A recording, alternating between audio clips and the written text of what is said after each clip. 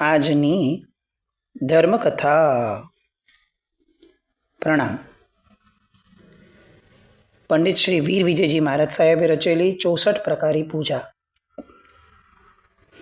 એ પૂજાની મોહનીય કર્મ નિવારણની પૂજા ચોથી ઢાળ, એની 5મી પૂજા દીપક પૂજા. સંજ્વલનની ચોકડી જબ જાય તબ ગેહ, જ્ઞાન દીવો પરગટ હવે દીપક પૂજા તે. બહુ સરસ વાત અને આપણા માટેનું એક ઉપલક્ષણ, આપણી જ્ઞાનને, આપણી સમજણને એક દિશા આપનારી વાત. સંજ્વલન કષાય, કે જે કષાય મેક્સ ટુ મેક્સ 15 દિવસ ચાલતો હોય, મેક્સ ટુ મેક્સ. સાધુ ભગવંતો કેવા હોય, સાધકો કેવા હોય, તો યોગની દ્રષ્ટિઓમાં વાત મૂકી કે સાધક એ છે કે જેના કષાયો સંજ્વલન ના હોય. એટલે શું? તો કે બહુમાં બહુ 15 દિવસ ચાલે. આમ તો સેમ ડે પતી જાય, પણ કદાચ સેમ ડે ના પત્યા તો લેટમાં લેટ 15 દિવસ સુધીમાં એ કષાય એની છાપ સાથે પૂરો થઈ જાય, મનમાં પડેલી છાપ સાથે એ પૂરો થઈ જાય. તો એ સંજ્વલનની જે ચોકડી એટલે 4 કષાયો, ક્રોધ મન માયા લોભ. જબ જાય તબ ગેહ, ગેહ એટલે ઊંડાણપૂર્વક. જ્યારે એ અંતરના ઊંડાણથી એ જે કષાયો છે એ સંજ્વલન કષાયના આવરણો જાય, ત્યારે શું થાય? તો કે ત્યારે જ્ઞાન દીવો પરગટ હવે દીપક પૂજા તે. ત્યારે જ્ઞાનનો દીપક પ્રગટ થાય છે. અને એ એવો જ્ઞાનનો દીપક આપણો પ્રગટ થાય એટલા માટે હવે પ્રભુ, હું તમારી દીપક પૂજા શરૂ કરું છું. આ આશય મૂક્યો. સૌથી મહત્વની વાત જે આમાં આવીએ, જ્ઞાની શબ્દની વ્યાખ્યા શું? આપણે ઘણી બધી વાર આવું વિચારતા હોઈએ, ઘણું સાંભળવા મળતું હોય, ઘણા અલગ અલગ વ્યૂ પોઈન્ટ્સ હોય લોકોના, કે ભાઈ આટલી ગાથા આવડવી જોઈએ તો જ્ઞાની છે. ઘણાને આપણે કહીએ કે ભાઈ મને તો કંઈ નથી આવડતું, તમને આટલું આવડે છે તો તમે જ્ઞાની છો.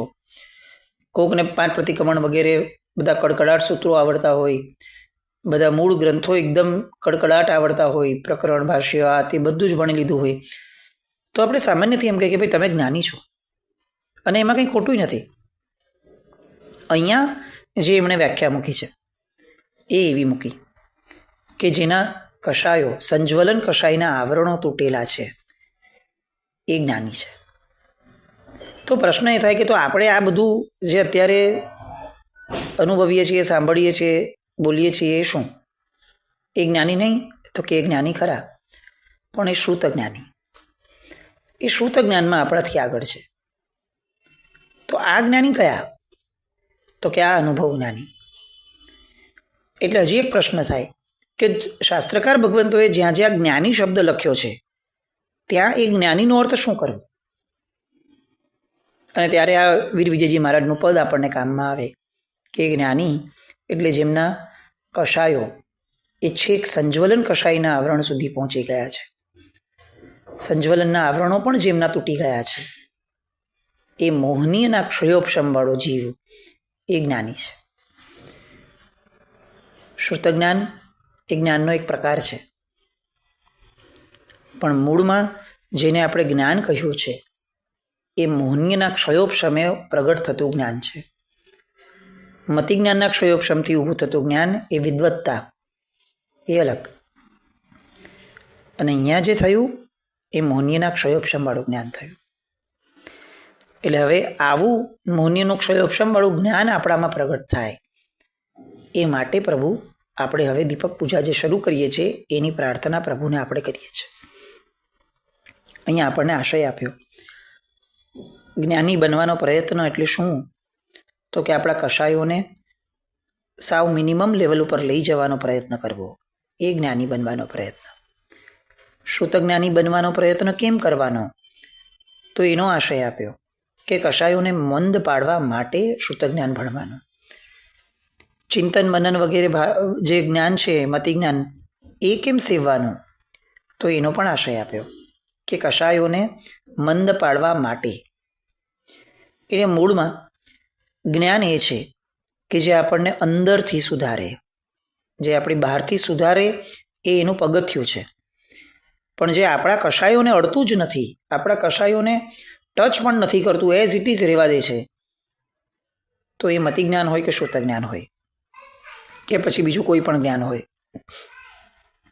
એ જ્ઞાન એ શાસ્ત્રકાર ભગવંતોની અપેક્ષા એ જ્ઞાન નથી. હવે આ દીપક પૂજાની અહીંયા શરૂઆત કરે છે. જગ દીપકની આગળે રે દીપકનો ઉદ્યોત. ભગવાન, હું આ દીપકનો ઉદ્યોત, દીપકનું અજવાળું કેવડું હોય અને આવડું પણ અજવાળું હું કોની સામે કરું છું? તો કે જગ દીપકની સામે.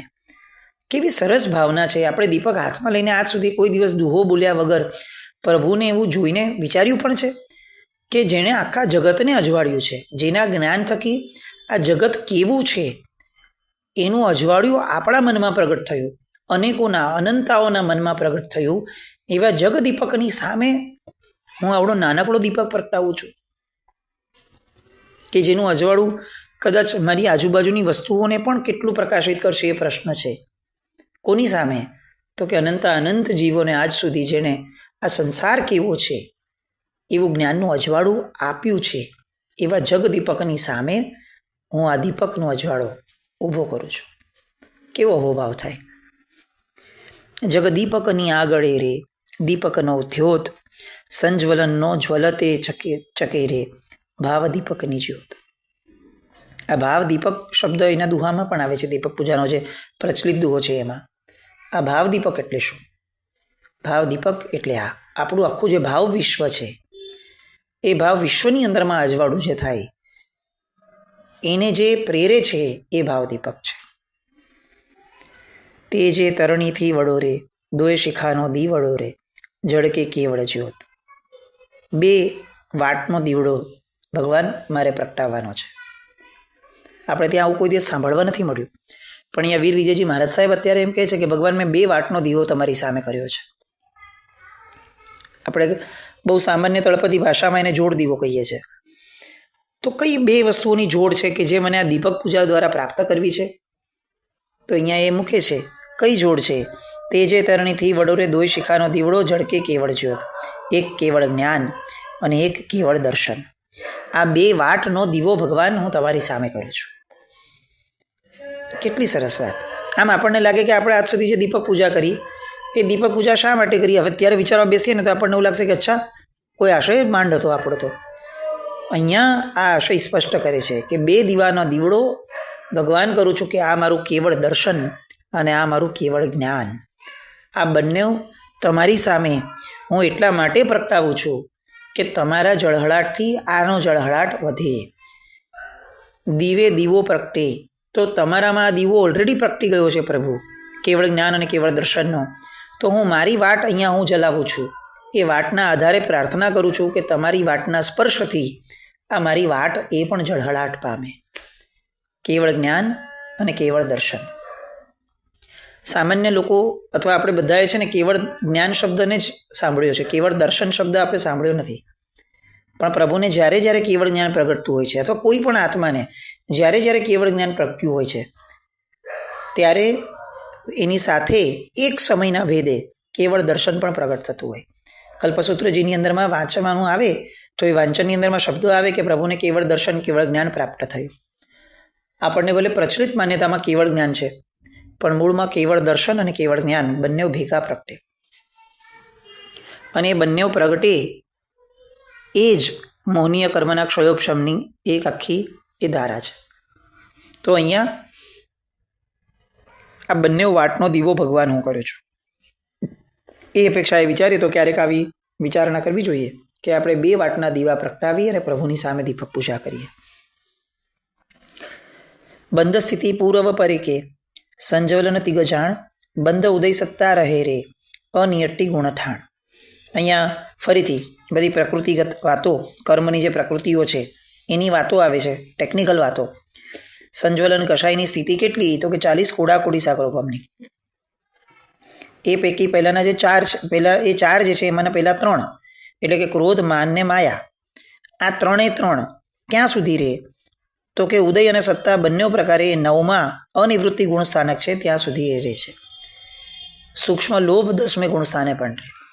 પણ બાકીના જે ત્રણેય કષાયો છે એ તો 9 જ પૂરા થઈ જાય. ન એનો ઉદય ન એની સત્તા, કંઈ જ નહીં. બંધ તો પહેલા જ પૂરો થઈ ગયેલો, ઉદય અને સત્તા પણ પૂરી થઈ જાય. આ ગુણ સ્થાનકોની વાત છે. લોભ દશા અતિ આ કરી રે, નવમે બંધ પલાય, ઉદય ને સત્તા જાણીએ રે, જે સૂક્ષ્મ સંપરાય. હવે અહીંયા 10મા ગુણ સ્થાનકની લોભની વાત કરે છે. આપણો અનુભવ એમ કે છે કે ક્રોધ, અહંકાર, માયા અને લોભ આ ચારમાં સૌથી ભયંકર અહંકાર છે. કેટલાકનો અનુભવ એવો હશે કે નહીં, સૌથી ભયંકર ક્રોધ છે. આપણામાંના બહુ જ રેયર લોકો હશે કે જેને સહજતાથી પૂછે કે ભાઈ કયો કશાય સૌથી ભયંકર તમારા જીવનમાં તમને લાગ્યો, તો કદાચ બહુ રેયરના જવાબ આવશે કે લોભ. પણ શાસ્ત્રકાર ભગવંતો અને કર્મની પ્રકૃતિઓ એમ કહે છે કે આ બંને કશાયો, આ ત્રણેય કશાયો, ઇવન ઇન્ક્લુડિંગ માયા, ક્રોધ, માન અને માયા, આ ત્રણ વેલા જાય.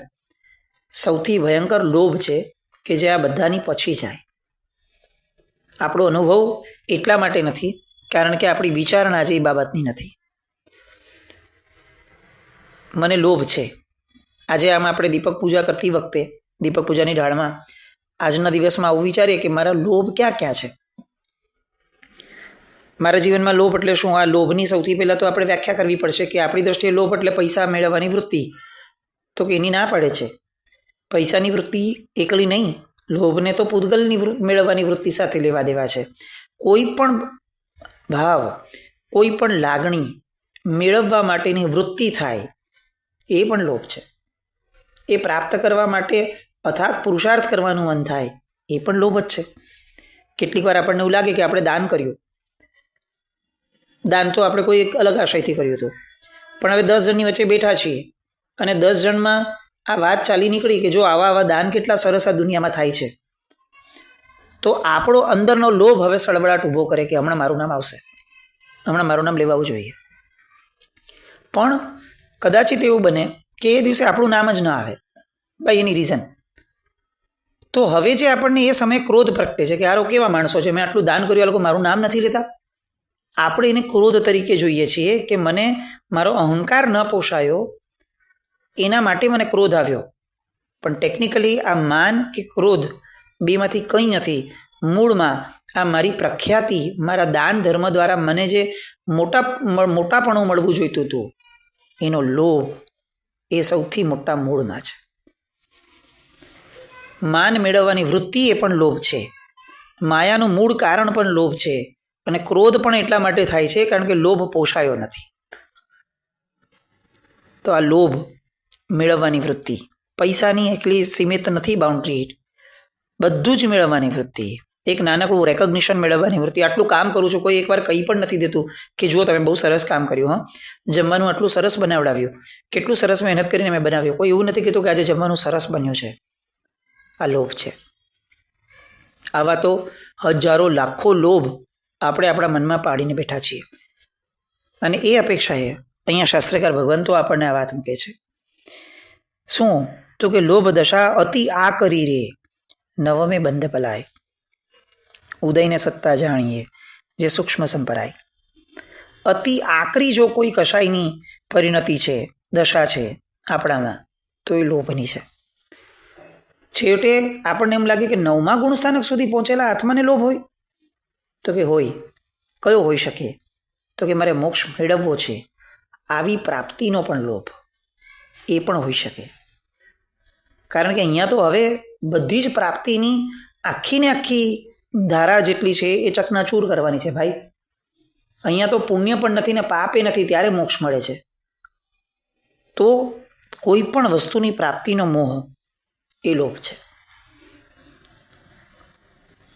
ઉદયને સત્તા જાણીએ, જે સૂક્ષ્મ સંપરાય. સાહિબ શ્રેણી સંચર્યા રે, લોભનો ખંડ પ્રચંડ, ગુણ ઠાણા સરીખો કરી રે, ખેરવ્યો ખંડો ખંડ. શું વાત કરે છે પ્રભુની? તો કે પ્રભુ અહીંયા વર્તમાન સ્વામી ભગવાનની અથવા એમના અન્વયે તીર્થંકર પરમાત્માઓની વાત કરે છે કે એ પણ પરમાત્માઓ પણ અને જેમણે પણ શ્રેણી માંડી છે એ બધા જ મુનિ ભગવંતો, બધા જ સાધકો, એમનો આત્મા જ્યારે 9મા ગુણ સ્થાનકે રહી અને લોભના ટુકડા કરી નાખે છે, એને ક્ષીણ કરી નાખે છે, ખતમ કરી નાખે છે, ત્યારે એ 10માને ક્રોસ કરી શકે છે. પક્ષ લગે ગતિ દેવની રે, જળ રેખા સમ ક્રોધ, નેત્ર લતા સમ માનથી રે, ચરમ ચરણનો રોધ. હવે સંજ્વલન કશાય હોય જેના જીવનમાં, એની માનસિકતા કેવી હોય એ અહીંયા વાત કરે છે કે 15 દિવસ સુધી એનો કશાય ટકે, મેક્સ ટુ મેક્સ. એનો કશાય, એનો ક્રોધ કેવો હોય તો કે પાણીમાં આંકેલી લીટી જેવો ક્રોધ હોય. તમે જુઓ પાણીમાં આંકેલી લીટી કેવી, કેટલી સેકન્ડ ટકે, કેટલી ક્ષણ ટકે, બસ એટલી જ ક્ષણ એનો ક્રોધ ટકે. આ સંજ્વલન કશાયનું સ્વરૂપ છે. મુનિઓ કેવા હોય તો કે સંજ્વલનવાળા જ હોય. સાધક કેવો હોય તો કે સંજ્વલનવાળો જ હોય. સાવ કશાય તો દૂર નથી થવાના. તો આપણને કેટલી લિબર્ટી, સ્પેસ આપી મેક્સિમમ તો કે 15 દિવસની. અને ક્રોધ કેવો કરવાનો તો કે પાણીમાં રેખા દોરવા જેટલો. કેટલીક ક્ષણ માટે પાણીમાં રેખા વચ્ચે આવે તો ડિવાઈડ થઈ જાય પાણી, પણ બીજી જ ક્ષણે પાણી પાછું પોતાનું સ્વરૂપ લઈ લે. બસ આવો ક્રોધ જેને આવે એવું સાધકપણું, એ ભગવાન મને આ દીપક પૂજા દ્વારા પ્રાપ્ત થયા.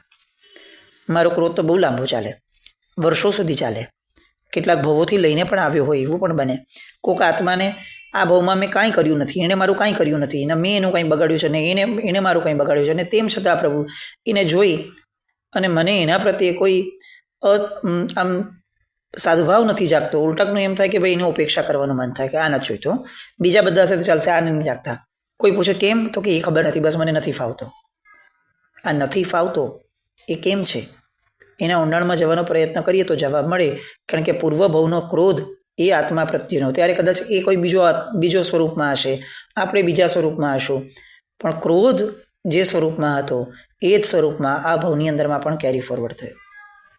તો ભગવાન મારો ક્રોધ પાણીની રેખા સમો થવો જોઈએ એવું તમે મને કહો છો, જો હું સાધનાના ક્ષેત્રમાં છું તો. અને આ તો હું ગયા ભવથી રાખીને બેઠો છું અને હજી હું એને ચલાવું છું. તો મારે જો સંજ્વલન કશાયમાં જવું છે તો મારે સૌથી પહેલાં આવા જેટલા પણ ક્રોધ છે કે જે વર્ષોથી ચાલતા આવ્યા છે, મહિનાઓથી ચાલતા આવ્યા છે, એ બધાને મિનિમાઇઝ કરી અને 15 દિવસ મેક્સિમમ એ લેવલ પર લાવવા જોઈએ. આ મારો ધર્મ છે. હું ધર્મી તો ગણાવ જો હું આવું કરું. હું ફક્ત ક્રિયાઓ કરી રાખું અને નામનાઓ લઉં તો એ તો મારા લોભનું પોષણ હોઈ શકે, મારા ધર્મનું પોષણ ન હોઈ શકે. તો અહીંયા પક્ષ લગે ગતિ દેવની રે, જલ રેખા સમ ક્રોધ. સંજ્વલન કશાયમાં જીવ અગર આયુષ્ય કર્મનો બંધ કરે તો એ દેવલોકમાં જાય.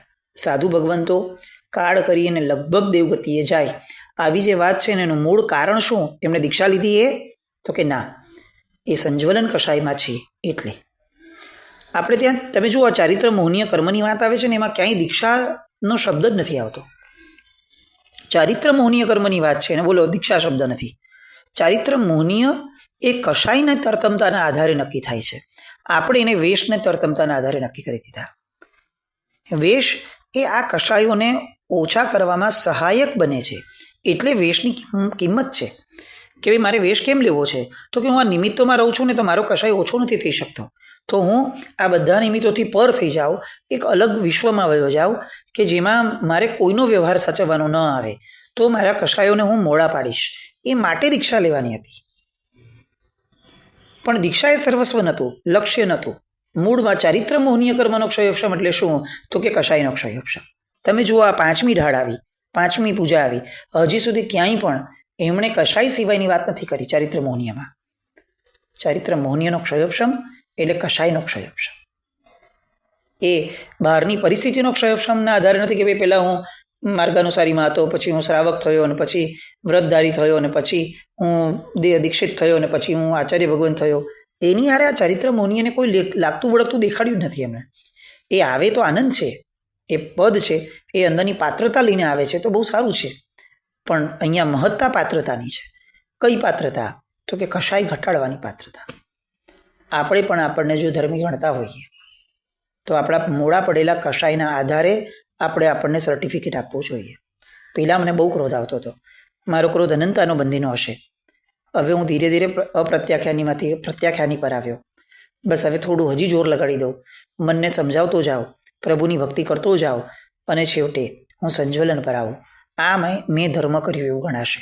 આ મારા ચારિત્ર મોહનીયના ક્ષયોપશમની વાત ગણાશે. એટલે અહીંયા જલરેખા સમ ક્રોધ, નેત્ર લતા સમ માન ધીરે, ચરમ ચરણનો રોધ. આ કષાયના પ્રભાવથી શું થાય? નેતરની સોટી જેવો માન કષાય હોય. નેતરની સોટી હોય વાંસની, વાંસ જેવી, એ સોટી કેવી હોય? તો કે આમ ઝૂકે ને પછી તરત ઊભી થઈ જાય, ઝરૂકે ને તરત ઊભી થઈ જાય. તો એ જીવનો અહંકાર પણ કેવો હોય કે જરા ક્ષણ માટે આવે ને પછી તરત પાછો થઈ જાય. તો આવો કષાય એનામાં હોય, માન કષાય. અને આવા પ્રભાવથી એ છેલ્લા યથાખ્યાત ચારિત્રને પ્રાપ્ત કરતા અટકાવે. પણ એના સિવાયનું પેલું આનું આખું ચારિત્ર એને પ્રાપ્ત થાય કેના દ્વારા? વેશ પરિવર્તન દ્વારા? તો કે ના, અંદરના કષાય પરિવર્તન દ્વારા. સંજ્વલન કષાયમાં એ ટ્રાન્સફોર્મ થાય એટલે એને મળે. માયા અવલેહી સમીરે, લોભ હરિદ્રા રંગ, ક્ષાયક ભાવે કેવડી રેશી શુભ વીર પ્રસંગ. માયા વાંસની ઉતરેલી છાલ જેવી હોય, લોભ હળદરના રંગ જેવો હોય, અર્થાત સહેલાઈથી શમી જાય એવા બધા ચારે કષાયો હોય. બસ આવા કષાયોનો ક્ષય કરી ક્ષાયિક ભાવનાઓથી આગળ વધનારો જીવ એ કેવળ જ્ઞાનને પામે છે. શ્રી શુભ વીર પ્રસંગ એટલે શું? કે વર્ધમાન સ્વામી ભગવાને જે પ્રસંગ મેળવ્યો કેવળ જ્ઞાન, એવો પ્રસંગ આપણને એ આત્માને પણ પ્રાપ્ત થાય. આવો પ્રસંગ આપણને દીપક પૂજા દ્વારા પ્રાપ્ત થાય. એવું આપણે પણ કંઈક જીવનમાં કરીએ એવી શુભ મંગલ કામના સાથે અટકે. પણ આજે આપણા જીવનમાં લોભ એક મહત્વની વાત, અને કેવળ જ્ઞાન અને કેવળ દર્શન, આ બંનેના મહત્વની વાત ફરીને સાંભળી અને ઉતારવા પ્રયત્ન કરીએ. જીના કંઈ પણ બોલાય તો મિચ્છામિ દુક્કડમ. જૈનમ જયતિ.